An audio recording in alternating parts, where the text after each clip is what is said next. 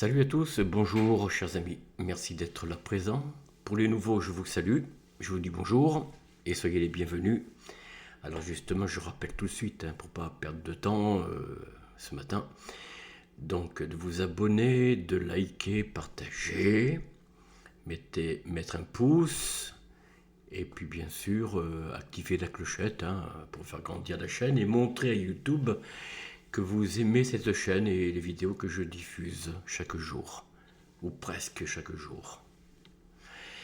Alors nous allons, chers amis, sans perdre de temps, continuer le parcours de Jacques Chirac sous la présidence de Valéry Giscard d'Estaing. J'aurais pu continuer hier, mais j'étais fatigué. Et puis j'avais des courses à faire, oui. Bon voilà, c'est un peu pourquoi j'ai un petit peu écourté la vidéo. Alors, Premier ministre, il a été Premier ministre de 1974 à 1976. On va aller très vite pour ne pas trop passer de temps. Euh,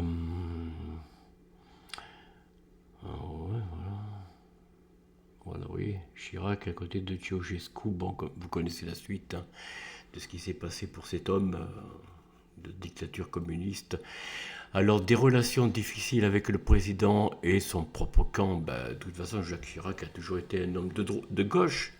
Bon, il ne l'a pas caché, remarquez, c'est vrai que c'est les habitants de l'Hexagone qui, surtout chez la gente féminine, qui ont vu en lui un bel homme. Vous voyez, parfois c'est plus le bel homme, j'allais dire, un homme beau ou une femme belle par rapport à son programme, à ses convictions politiques. Mais bon, voilà, c'est un peu les apparences qui, malheureusement, gouvernent beaucoup de cœurs et même de raison, on va dire. Alors le 27 mai 1974, en raison de son rôle décisif dans son élection, Valéry Giscard d'Estaing nomme Jacques Chirac Premier ministre. Bon, ce sera une erreur, une grave erreur, mais bon, ça c'est l'histoire qui juge à présent, depuis le recul. Il expose le 5 juin son discours de politique générale. Bon, allez, on va pas trop s'étendre là-dessus. Gestion de la crise économique, bon, vous savez, c'était pas encore trop grave à cette époque, même si déjà les premières dettes commençaient à voir le jour, mais enfin on n'en était pas à 3000 milliards comme aujourd'hui. Voilà, bon, à ces difficultés d'ordre politique s'ajoute une mauvaise situation économique et sociale. Il est en effet le premier chef du gouvernement à être réellement confronté aux effets du premier choc pétrolier. Oui, bon, c'est vrai qu'il y a eu un choc pétrolier et ça a eu une secousse dans notre pays de l'Hexagone. Alors, bon,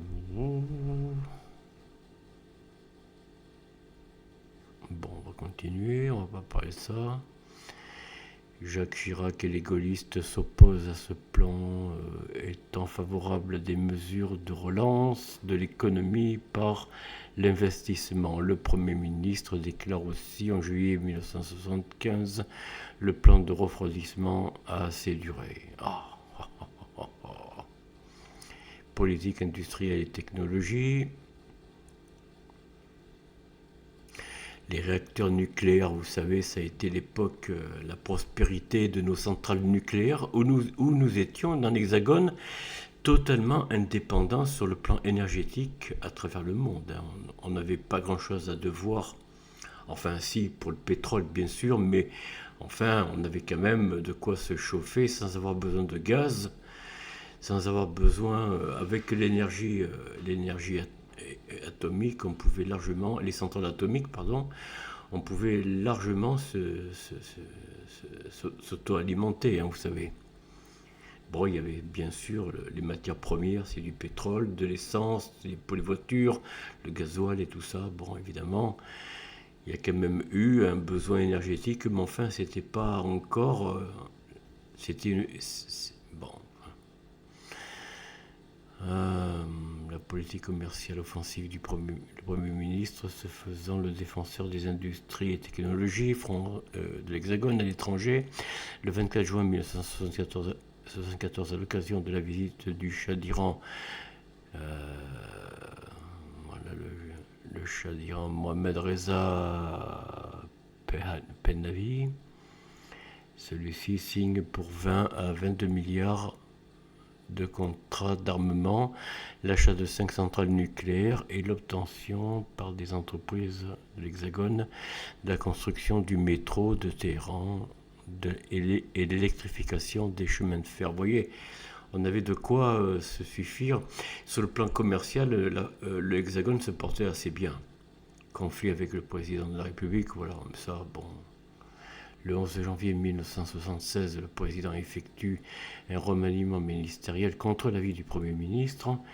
Les ministres dont ce dernier souhaitait le départ, à savoir Michel Poniatowski, Jean-Pierre Fourcade et Françoise Giroud, sont maintenus. Et l'équipe gouvernementale est augmentée de 6 secrétaires d'État, dont un seul de l'UDR, parti de Jacques Chirac, s'il en est, alors que le Premier ministre voulait la restreindre et augmenter le nombre de gaullistes en son sein.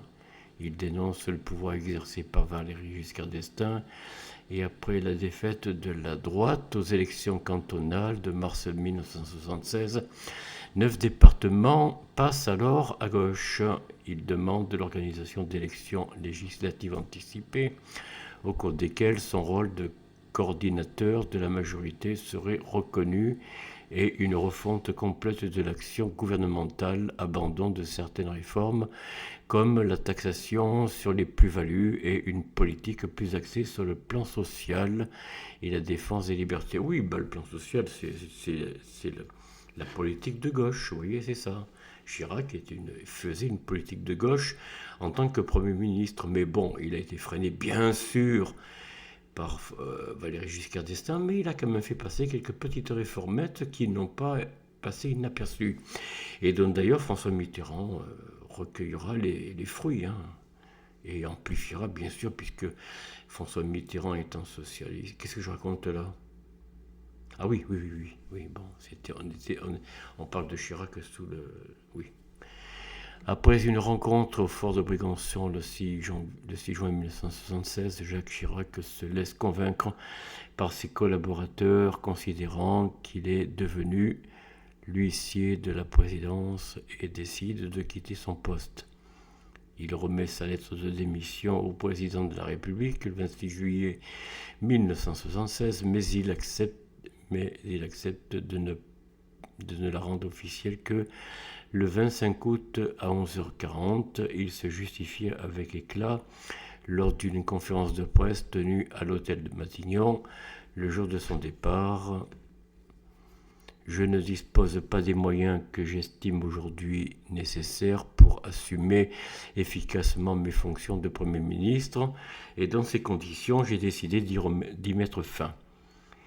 Il aurait affirmé à Valéry Giscard d'Estaing qu'il voulait quitter la vie politique et qu'il s'interrogeait sur sa vie et qu'il parlait même de monter une galerie d'art. Oh là là là là. Quoi qu'il en soit, remplacé par Raymond Barre, il est dénoncé dès le soir du 25 août par Valéry Giscard d'Estaing. Dans un entretien donné à TF1, le chef de l'État reproche à son ancien Premier ministre d'être incapable de résoudre le problème de l'inflation et d'informer clairement l'opinion publique des buts poursuivis par le gouvernement et considère qu'il manque d'autorité et inapte à donner au débat politique la sérénité nécessaire. L'opposition porte un jugement beaucoup moins dur, forcément, sur son passage à Matignon, car si Georges Marchais considère Jacques Chirac comme le Premier ministre le plus antisocial qu'il ait jamais rencontré, François Mitterrand dit de lui qu'il a été le meilleur Premier ministre de la majorité que la majorité ait eu à son service. Évidemment, déjà il y avait un rapprochement entre Jacques Chirac et François Mitterrand avant même 1981, mais ça, bon, ça ne surprendra personne. Vous voyez, la trahison déjà de Chirac, vous voyez, déjà Mitterrand le soutient, bon, plus ou moins. Il le soutient, mais enfin, bon, c'est comment il s'en servira, mais il le soutient quand même, vous voyez. L'essentiel pour François Mitterrand, c'est un jour de prendre le pouvoir. Et il l'a eu. Il l'a eu en 1981, bien sûr. Alors, opposition aux Giscardiens au sein de la majorité 1976-1981. Fondation du RPR, donc, son directeur de cabinet Jérôme Monod, que voilà, recrute le futur Premier ministre pour la rédaction des discours et études économiques, en particulier le discours fondateur du 3 octobre 1976 à Égletons, en Corrèze, l'acte fondateur du RPR dans lequel il théorise une critique de gauche de la présidence de Giscard. Vous voyez déjà, le RPR avait déjà pris le parti, le parti anti-Giscard, donc, en 1976, alors que Giscard venait d'être élu en 1974. Seulement 2 ans passés déjà, Giscard est critiqué. Bon. Et tout le monde sait bien aujourd'hui, avec le recul, que ça n'a pas été un si mauvais, même si c'est un président de fait et non de juré. Néanmoins, il n'a pas été le pire. Depuis la Ve République, ça n'a pas été le pire. Voilà. Quoi qu'on en dise. Comme dirait quelqu'un, quoi qu'il en coûte. Dans lequel il théorise une crise de la gauche, de la présence de Giscard, au moment où son successeur Raymond Barre vient d'annoncer un sévère plan de rigueur et propose un véritable travaillisme à la voilà, comprenez. Voilà. Attendez, dans lequel il théorise une crise de gauche. Ayant retrouvé sans difficulté son siège de député de la 3e circonscription de la Creuse à l'élection partielle du 14 novembre 1976 avec 53... Oui, bon. Et notre Corrézien, c'est François Hollande. Bon. Mais c'est pas les mêmes hommes. Bon. Des suffrages exprimés, voilà. Bon. Pas grand-chose à dire sur l'homme. Élection à la mairie de Paris, bon là, il arrive à avoir l'hôtel de ville de Paris. Voilà, en effet, Jacques Chirac critique de plus en plus ouvertement le gouvernement de son successeur Raymond Barre et multiplie les actions de déstabilisation à l'égard de Valéry Giscard d'Estaing, selon une stratégie élaborée par les conseillers Pierre Juillet et Marie-France Garot. C'est ainsi qu'il annonce le 19 janvier 1977 sa candidature à la mairie de Paris, fonction ressuscitée après plus de 105 ans d'absence par le nouveau statut de la ville voté au Parlement en décembre 1975 et auquel Jacques Chirac s'était opposé. Mais ça l'a bien servi puisqu'il a été maire de Paris, contre celle de Michel Donano, ministre républicain indépendant. Voilà Michel Donano, en exercice proche du président de la République et soutenu directement par l'Élysée, déjà en course depuis le 12 novembre 1976. Ce que les médias qualifient alors de bataille de Paris donne lieu à un coup de sondage trafiqué. Bon, ça, fourni par les deux camps toutes les semaines et de petites phrases à une campagne acharnée entre les listes Union pour Paris. Le président du RPR et celle protection. Qu'est-ce que c'est que ça, protection et renouveau pour Paris du Giscardien qui s'affrontent dans 17 des 18 secteurs de vote créés par le statut de 1975. Le statut de 1975 a supprimé les 20 maires d'arrondissement pour les élections municipales. Le scrutin a lieu dans le cadre de 18 secteurs de vote. Les premiers et 4e arrondissements forment le premier secteur des 2e et 3e arrondissements. Et chacun de ces autres forme un secteur à part entière. Bon. Voilà, donc dans le seul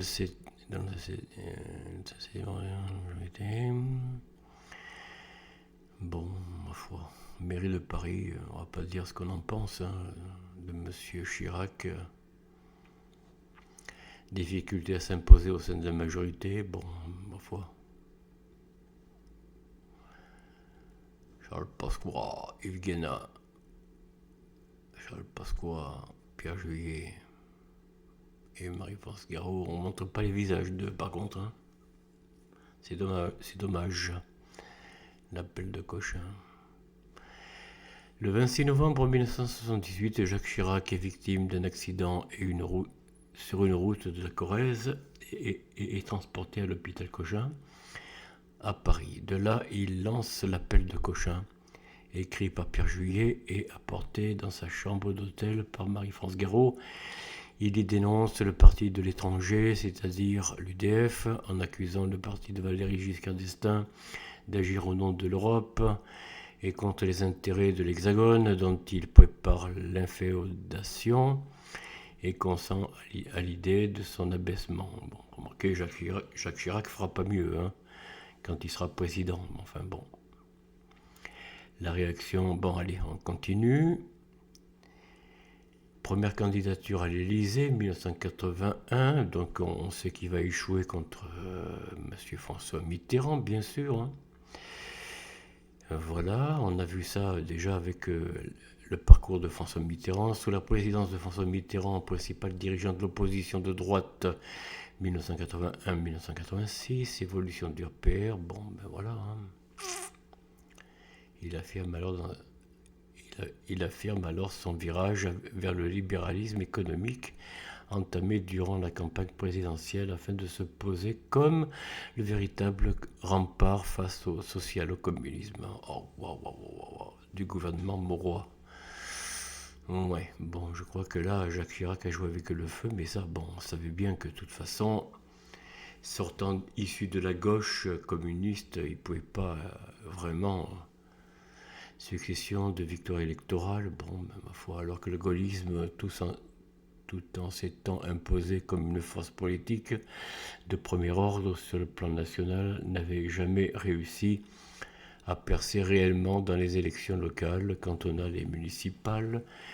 L'une des premières conséquences du recentrage du RPR vers des positions traditionnelles de la droite lui permet de se notabiliser. Bon, la position de Jacques Chirac au sein de la majorité est d'autant plus confortée que lui-même remporte une importante victoire au municipal de Paris en 1983. Pourtant, celle-ci s'annonçait difficile. Tout d'abord, la loi PLM, modification de certaines dispositions du code électoral relatives, d'accord.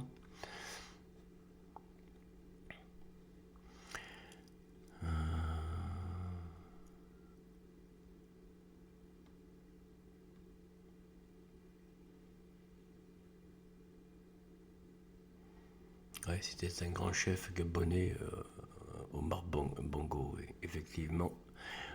Omar Bongo, oui. Un grand président gabonais, effectivement. Voilà, vers les élections législatives de 1986, bon c'est ce qu'il en est, hein, il fera partie du gouvernement présidé par M. François Mitterrand, chef de gouvernement sous la première cohabitation en 1986-88. Jacques Chirac et le chancelier allemand Helmut Kohl. Lui qui ne voulait pas de l'Europe, de l'inféodation de l'Hexagone à l'Europe, ben, voilà, hein, vous le voyez, il y participe. Enfin bon. Que de trahison dans cette république. Jacques et Bernadette Chirac avec Ronald Reagan et Nancy Reagan. Ah oui, une très belle dame d'ailleurs, hein, Nancy Reagan. Bon, quant à elle, bon. Regardez la stature du chef d'État de l'oncle Sam par rapport à... Rien à voir. Hein. On peut dire ce qu'on veut de Reagan, mais bon, c'est quand même... C'est un grand homme. Hein. Jacques Chirac dans les années 1980, durant la première cohabitation. Bon. Politique étrangère et de défense, bon, on va pas trop s'étaler. On sait que de toute façon, Jacques Chirac a été pour l'Europe. Bon, il s'en est pas caché parce que bon, c'était la ligne de François Mitterrand, mais bon, il aurait pu dire, écoutez, Monsieur le Président, je démissionne. Pourquoi il n'a pas démissionné? Ah, pourquoi? Deuxième candidature à une élection présidentielle, 88, il échouera, bien sûr. Voilà. Dernière année avant la session à l'Élysée, 1988-1995. Bon.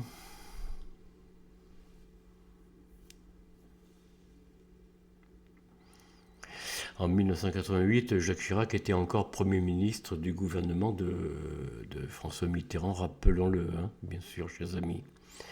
Voilà un petit peu de quoi méditer sur les hommes.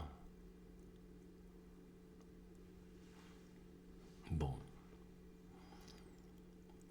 Perspective des élections législatives 1993.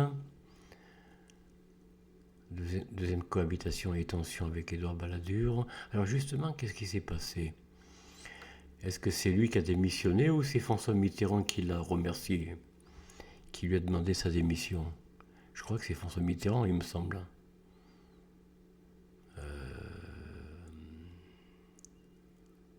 Attendez que je ne dise pas de bêtises. Dernière année avant la session à l'Élysée. Non. Aux élections législatives qui suivent, la reconduction de François Mitterrand à la tête de l'État et voit la gauche revenir au pouvoir. Il est réélu sans difficulté député dans la nouvelle troisième circonscription de la Corrèze.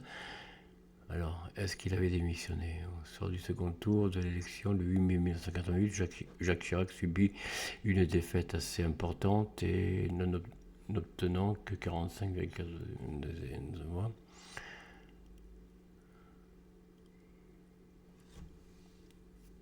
Voilà, allez, je n'aime pas mon mari, lui-même souhaite.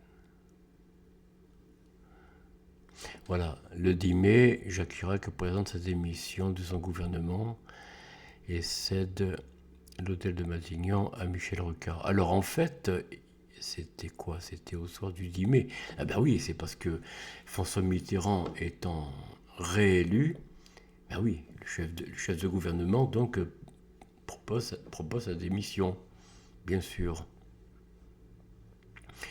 Et donc c'est Michel Rocard qui le remplacera. Bon ben ça voilà, hein, c'était à s'y attendre. Donc c'est François Mitterrand qui lui demande de partir. Enfin, bon, ça va de soi. Un nouveau président élu, ben, le gouvernement qui était là, même si c'est le même homme qui est réélu, ben, il présente sa démission. Après, le chef de l'État l'accepte ou pas, ça c'est une autre histoire. Perspective des élections législatives de 1993. Deuxième cohabitation et tension avec François Balladur, bon ça... Élection présidentielle de 95. Alors bon, on va s'arrêter là, chers amis, parce que c'est assez long encore, hein. Je crois que on va pas trop s'y attendre. Troisième cohabitation. Oui, bon, mais je crois que...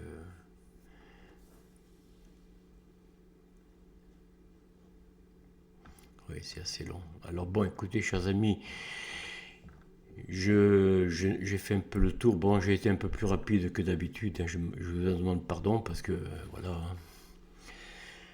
Ben voilà, ben écoutez, j'espère que cette vidéo vous aura apporté quelques lumières. En tout cas, vous avez lu avec moi la page Wikipédia, enfin je l'espère, hein, parce que c'est fait pour ça. Moi je prends ces sources-là, hein, je les prends pas, je peux pas les prendre d'ailleurs, je n'ai pas... voir des archives, c'est très très très très long, il faudrait se déplacer à Paris, aller un petit peu aux sources, hein. Mais enfin, Wikipédia donne quelques sources assez fiables, il faut dire ce qui est. Après, alors effectivement, Jacques Chirac, dès le début, avec Valéry Giscard d'Estaing, ça s'est pas bien passé. Dans les 2 premières années, vous l'avez lu et entendu, ça ne s'est pas si bien passé que ça. Jacques Chirac, qui de toute façon navigue d'un gouvernement à un autre, d'une présidence à une autre présidence, vous voyez, déjà sous De Gaulle, après sous Pompidou, puis ensuite sous Valéry Giscard d'Estaing, bien sûr, hein, lors du gouvernement de 1974 à 1976, hein, 2 ans de gouvernement. Pas grand-chose de bon à dire sur Jacques Chirac, de toute façon, c'est... Bon, je pense que François Mitterrand ne s'est pas trompé sur l'homme. Il s'en amusait, on va dire honnêtement. François Mitterrand, vous l'avez vu sur le portrait des deux hommes lorsque il avait nommé Jacques Chirac Premier ministre pour la première cohabitation sous François Mitterrand. Donc, on voit bien le regard amusé de l'homme, hein, du chef de l'État quand même, enfin, du président Mitterrand. Mitterrand, c'était un homme, quoi qu'on en dise, d'une structure, on va dire, d'une culture, d'un savoir qui était hors pair, quoi. Après Monsieur Charles de Gaulle, je crois que François Mitterrand était le deuxième homme, peut-être en politique, je parle. Je parle pas de la vie publique, de la vie de chaque gens, hein, de chaque enseignant ou quoi que ce soit. Je parle d'hommes politiques très instruits. Mitterrand était très instruit. D'ailleurs, la place Georges Brassens, pour les Parisiens, vous la connaissez certainement.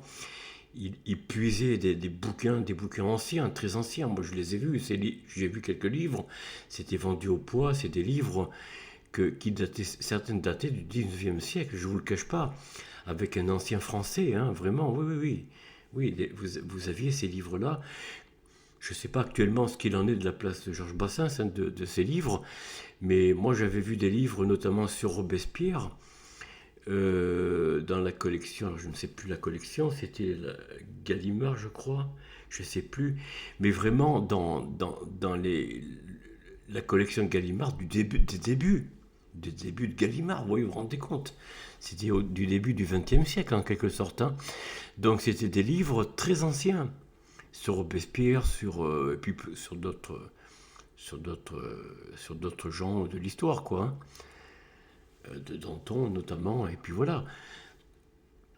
Sur l'histoire de la Révolution, par exemple. Bien sûr, Jean Tullard, bon, c'est un homme hors pair, bien sûr, mais il y avait des livres plus anciens que lui, enfin que ce qu'il a écrit, Jean Tullard, et qui font référence, hein. Je ne sais plus les noms des historiens, mais voilà, c'est des gens dont vous ne trouvez plus les ouvrages, hein. C'est vraiment... Il n'y a qu'à Paris qu'on voit ça, enfin qu'on voyait ça maintenant, je ne sais pas si... Voilà, chers amis, j'arrête là cette discussion un petit peu du matin, parce que là nous sommes le matin, bien sûr, hein. Et cette vidéo, vous la verrez demain, le 13 décembre, donc, hein, 2024. Je vous souhaite une bonne journée, je vous souhaite un bon parcours sur votre lieu de travail, un bon parcours, ma foi, dans votre vie quotidienne. Comme je le dis, soyez heureux en famille, soyez heureux avec vos amis, avec vos collègues de travail. Essayez de vivre dans de la bonne entente, de la concorde et aussi dans l'empathie. Et on se dit à très bientôt. Au revoir.